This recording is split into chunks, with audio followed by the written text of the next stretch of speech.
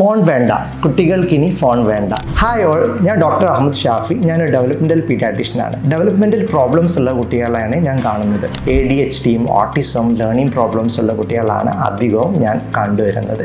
കുട്ടികളിലെ digital devices, അതായത് screen time പല പ്രശ്നങ്ങൾക്കും കാരണമാവുന്നുണ്ട്. ചെറിയ കുട്ടികളിൽ ആദ്യത്തെ ഒരു 2-3 വയസ്സിന് താഴെയുള്ള കുട്ടികളുടെ ലാംഗ്വേജ് ഡെവലപ്മെൻറ്റും കോഗ്നിറ്റീവ് ഡെവലപ്മെൻറ്റും സോഷ്യൽ ഡെവലപ്മെൻറ്റും സാരമായി ഫോണിൻ്റെ ഉപയോഗം അല്ലെങ്കിൽ മറ്റ് ഡിവൈസസിൻ്റെ ഉപയോഗം ബാധിക്കുന്നുണ്ടെന്നാണ് കറൻറ്റ് സ്റ്റഡീസ് എല്ലാം പറയുന്നത്. ഇനി കുറച്ച് വലിയ കുട്ടികളെ എടുക്കാം. സ്കൂൾ ഗോയിങ് ആ കുട്ടികളുടെ അറ്റൻഷൻ ഡെഫിസിറ്റും അതുപോലെ ഹൈപ്പർ ആക്ടിവിറ്റിക്കും ഈ ഫോണിൻ്റെ ഉപയോഗം കാരണമാവുന്നുണ്ട് എന്ന് പഠനങ്ങൾ പറയുന്നുണ്ട്. ഇനി കുറച്ചും കൂടി വലിയ അഡോളസെന്റ് പീരീഡിലെ കുട്ടികളാണെങ്കിൽ അവരിൽ പല സൈക്കാട്രിക് ആയിട്ടുള്ള പ്രോബ്ലംസ്, ആങ്സൈറ്റിയും ഡിപ്രഷനും അതുപോലെ മറ്റുള്ള അഡിക്ഷൻസിനും ഒക്കെ കാരണമായിട്ട് മൊബൈലിൻ്റെ അതുപോലെ ഡിവൈസസിൻ്റെ ഉപയോഗം അമിതമായി ഉണ്ടെങ്കിൽ കാരണമാവുന്നുണ്ടെന്നാണ് കറൻറ്റ് സ്റ്റഡീസ് എല്ലാം പറയുന്നത്. Indian Academy of Paediatrics guidelines പ്രകാരം കുട്ടികളുടെ സ്ക്രീൻ ടൈമിൻ്റെ പെർമിറ്റഡ് ആയിട്ടുള്ളത് എന്ത് എന്ന് ഞാൻ പറയാം. 2 വയസ്സിനുള്ള താഴെയുള്ള കുട്ടികൾക്ക് നിർബന്ധമായും സ്ക്രീൻ ടൈം ഉണ്ടാവാൻ പാടില്ല. കുട്ടികളുടെ കമ്മ്യൂണിക്കേഷൻ ഡെവലപ്മെൻറ്റിലും സോഷ്യൽ ഡെവലപ്മെൻറ്റിലും കോഗ്നിറ്റീവ് ഡെവലപ്മെൻറ്റിലും സാരമായി മൊബൈലിൻ്റെ ഉപയോഗം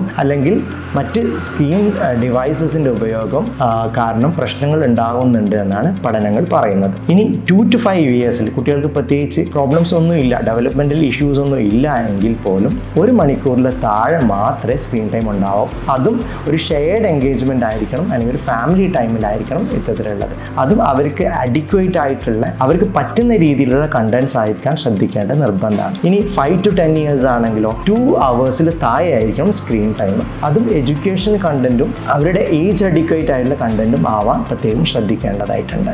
എന്തിനായാലും ബെഡ്റൂമിൽ അതുപോലെ ഡൈനിങ് ടേബിളിൽ ഭക്ഷണം കഴിക്കുമ്പോൾ, അതായത് ഫാമിലി ടൈമിൻ്റെ സമയങ്ങളിലെല്ലാം നിർബന്ധമായും ഫോണിൻ്റെ ഉപയോഗം റെസ്ട്രിക്റ്റ് ചെയ്യേണ്ടതാണ്. ഡിജിറ്റൽ ഗാഡ്ജറ്റ്സുകളും അതുപോലെ ഇലക്ട്രോണിക് ഡിവൈസുകളൊക്കെ വിൽക്കുന്ന ഇതിൽ മുൻപന്തിയിലുള്ള മൈജി തന്നെ ഇങ്ങനെ ഇനീഷ്യേറ്റീവ് എടുത്തതിൽ വളരെ സന്തോഷമുണ്ട്. അതിനെ പ്രത്യേകം അവരെ അഭിനന്ദിക്കുന്നു. ഈ ഒരു ഇൻഫർമേഷൻ നിങ്ങൾ മറ്റുള്ള കുട്ടികളുടെ പാരൻസിനും മറ്റുള്ള എല്ലാവർക്കും ഷെയർ ചെയ്യാം. Thank you.